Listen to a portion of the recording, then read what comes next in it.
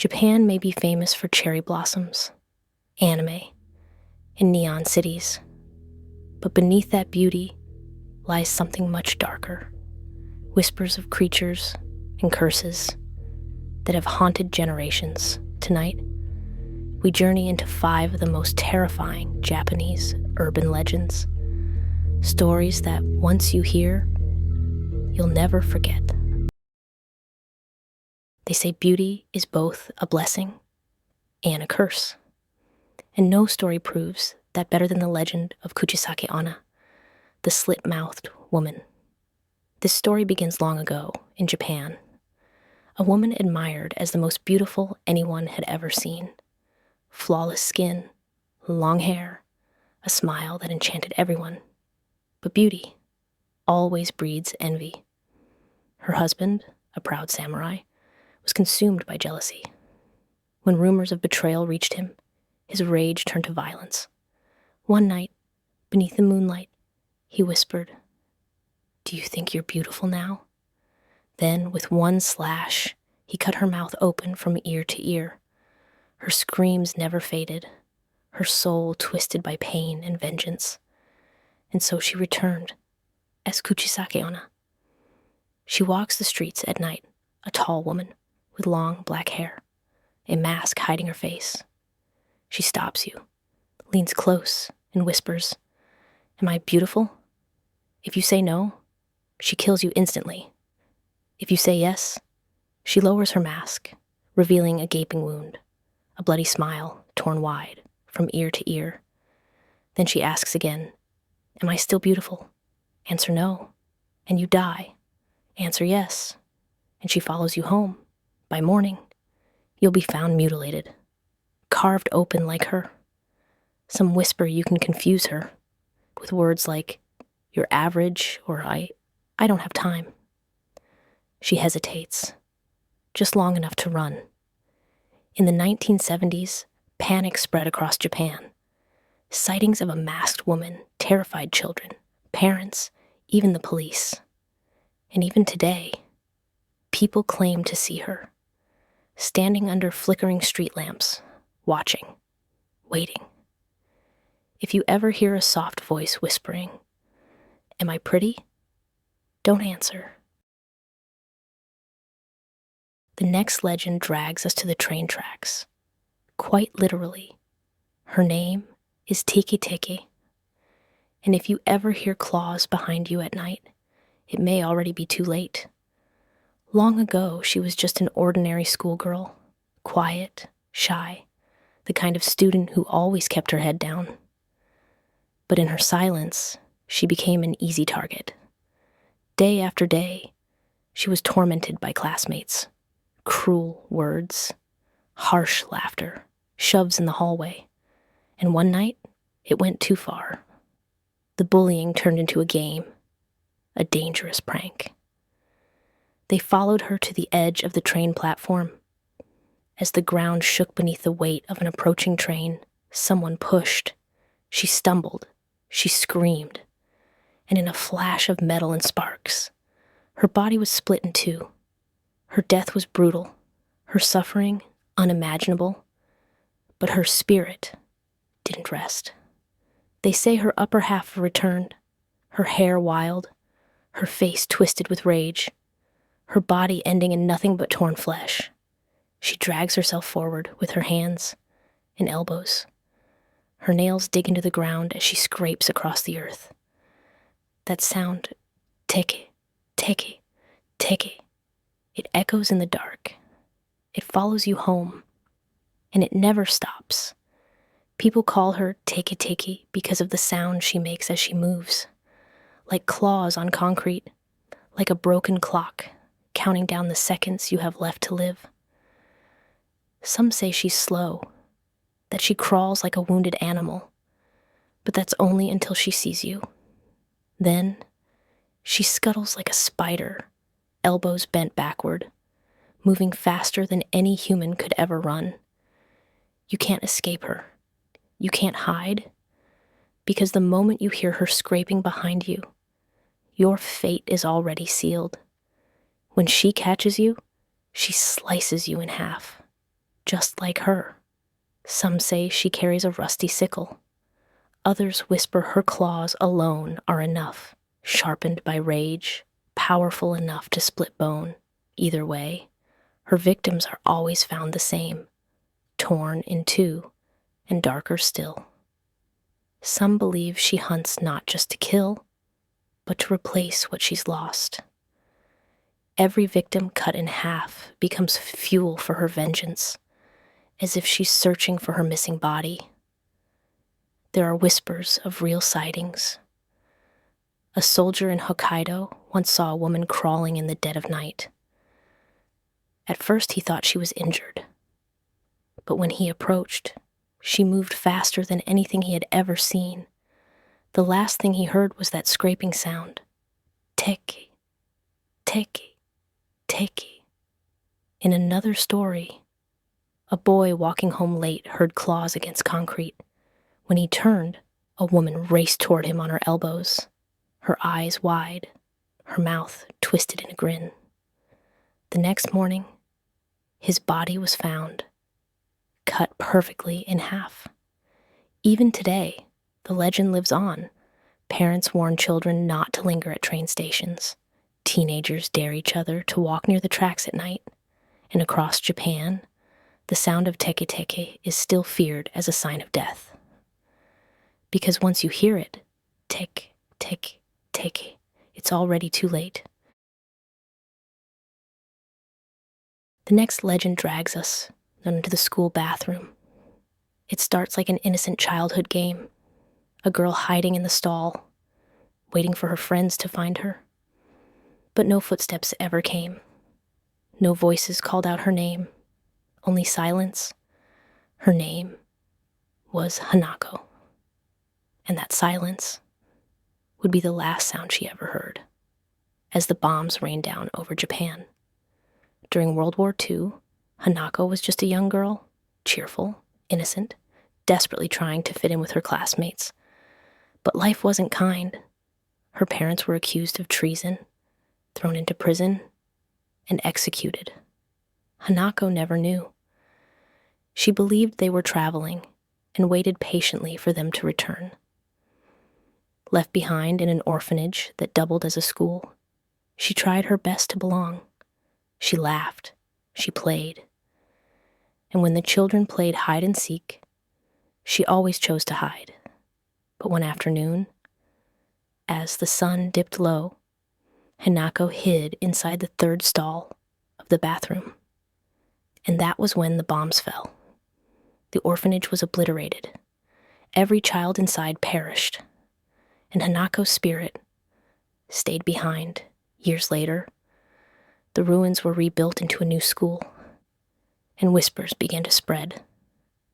Girls on the third floor claimed they heard giggling in the stalls when no one was there.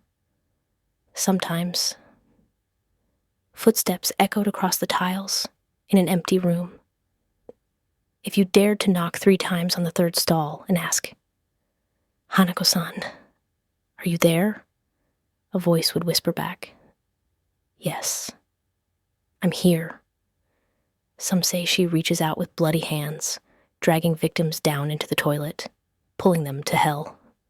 Others say she simply appears, pale, smiling, waiting to play hide and seek forever, for one lonely girl named May. The third-floor bathroom wasn't a place of fear. It was her secret escape. She preferred books over gossip, music over games, silence over laughter. And one day, she met a new friend there, a little girl named Hana, quiet, sad, but kind. They spent afternoons reading, sketching, playing games. But Hana was strange. She never left the bathroom.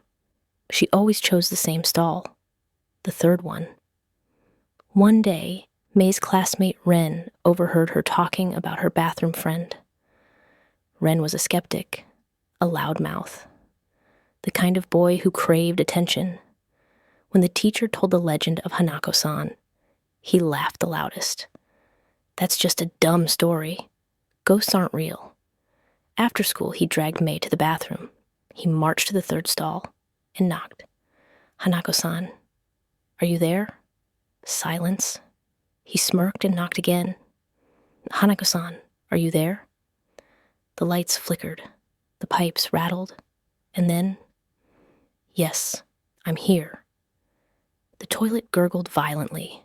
Water spilled onto the floor. A pale, blood-soaked hand burst out, grabbing Ren's ankle. Before he could scream, it yanked him down. His body twisted and vanished into the darkness. The stall door creaked open, and out crawled Hanako-san, pale, hollow-eyed, hair dripping with blood, and yet she smiled. May froze. Her friend Hana had been Hanako all along, the way she never left the bathroom, the way she always hid in the third stall. She wasn't just a friend, she was the ghost of the orphan girl who had died decades before. Hanako reached out her hand. May trembled. But instead of pulling her down, Hanako whispered, "Thank you for being my friend." And then she vanished. Even today, students whisper about the third stall. If you knock 3 times and call out Hanako-san's name, you might hear her giggle. Some SC. They say evil doesn't always wait for midnight.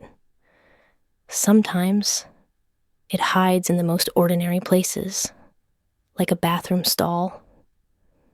The legend of Aka Manto, the red cloak, is one of Japan's most enduring urban legends. A story whispered in school hallways, scribbled in bathroom graffiti, and carried on the lips of children daring each other to test their courage. But behind the laughter and dares lurks a tale of choice, trickery, and inevitable death. Most schools in Japan have a bathroom everyone avoids, usually on the far end of the building or up on the abandoned 4th floor. The tiles are cracked. The light flickers. The air smells stale.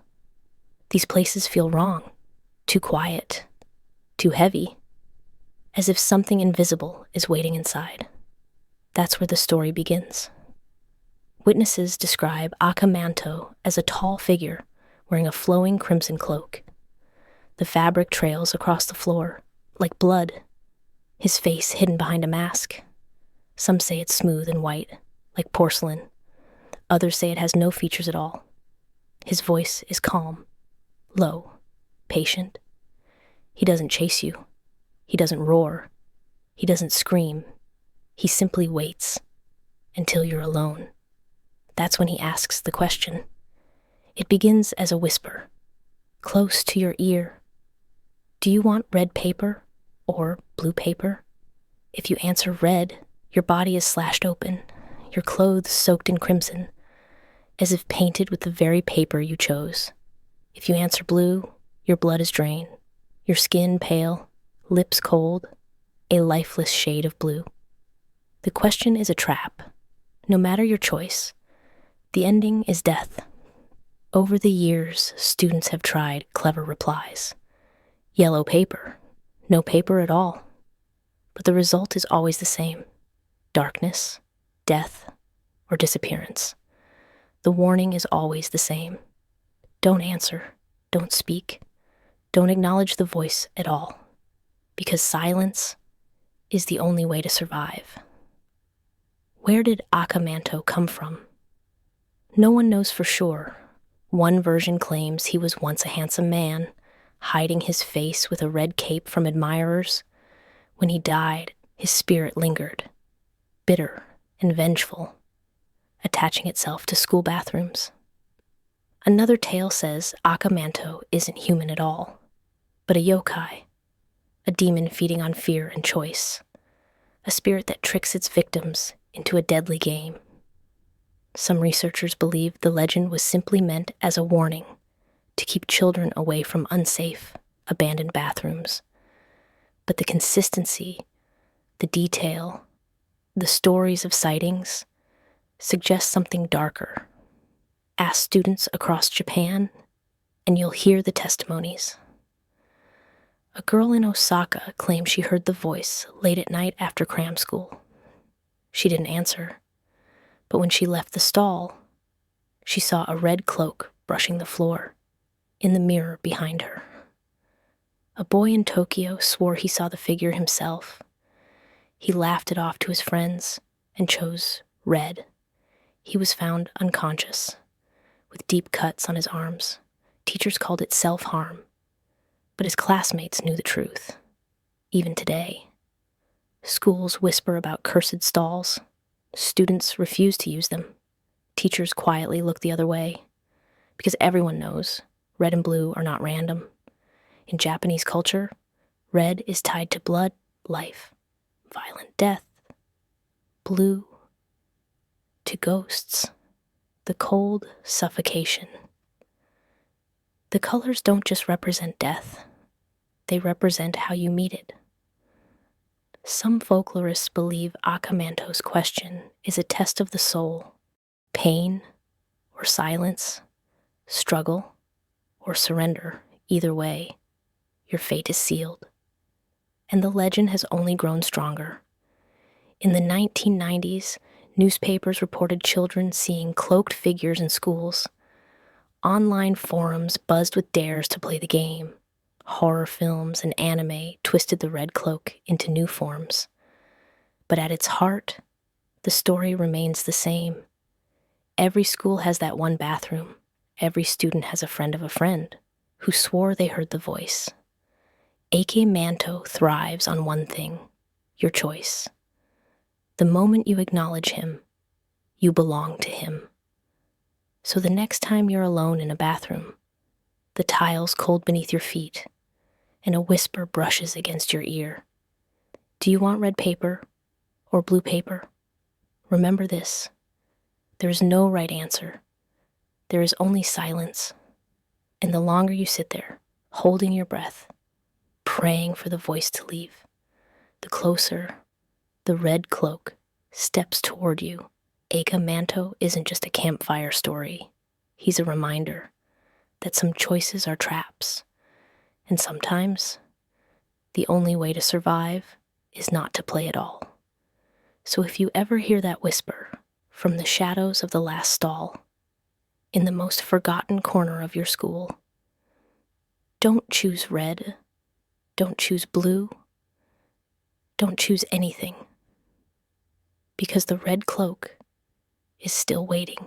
Our final story is perhaps the most dangerous, not because of what the spirit does, but because of the story itself.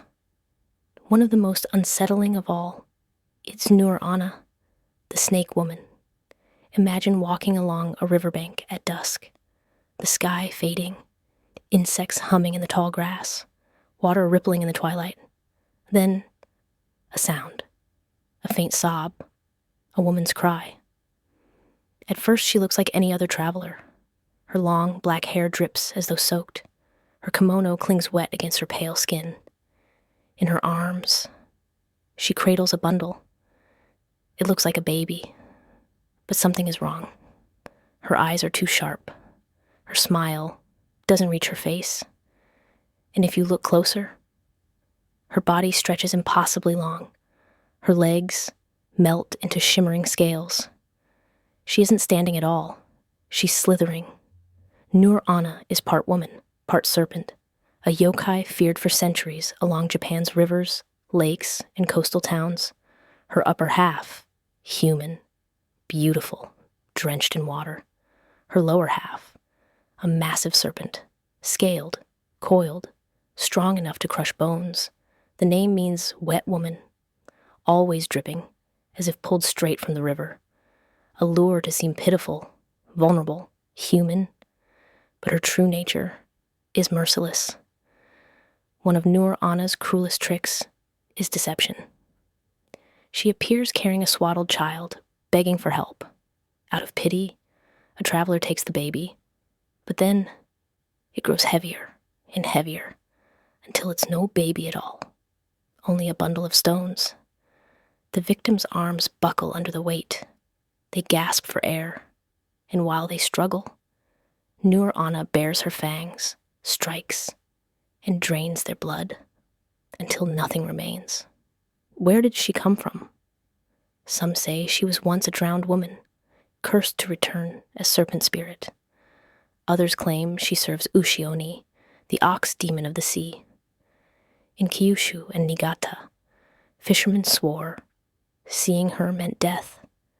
Ignore her cries, and maybe she'll pass you by. But if you stop to help, you vanish. Not all stories paint her as purely monstrous. Some say she punishes only the foolish, or the naive. Others whisper she clings to the memory of a child she lost, forever seeking it along the riverside. But in almost every account, her presence is a bad omen. Storms, drownings, disappearances. Folk records tell of chilling encounters. In one Niigata village, a farmer claimed he was handed a baby by the river. When it grew unbearably heavy, he dropped it in panic. He looked back and saw her tail strike the very spot where he stood. In Kyushu, fishermen swore they saw her coiled on rocks during storms, her hair plastered to her face, yellow eyes glowing. The next morning, 2 boats were missing. Folklorists believe Nure Onna represents rivers themselves, beautiful, necessary, but cruel. Water gives life, but water also takes it away. Even today, her legend lingers. Explorers claim to hear sobbing near abandoned shrines. Hikers report finding wet kimono fabric deep in forests where no rivers flow. And in horror films and anime, her image endures. The drenched woman with black hair, the serpent's hiss beneath the surface. So the next time you walk along a river at dusk and hear a cry for help, think twice. Because if a pale, dripping woman emerges with a baby in her arms, it won't be salvation. It will be the weight of stones, the weight of death. And when you finally look into her eyes, golden, reptilian, you'll realize the truth too late. You've been chosen. If you want more tales from the shadows of Japan, like and subscribe, because the next story might find you.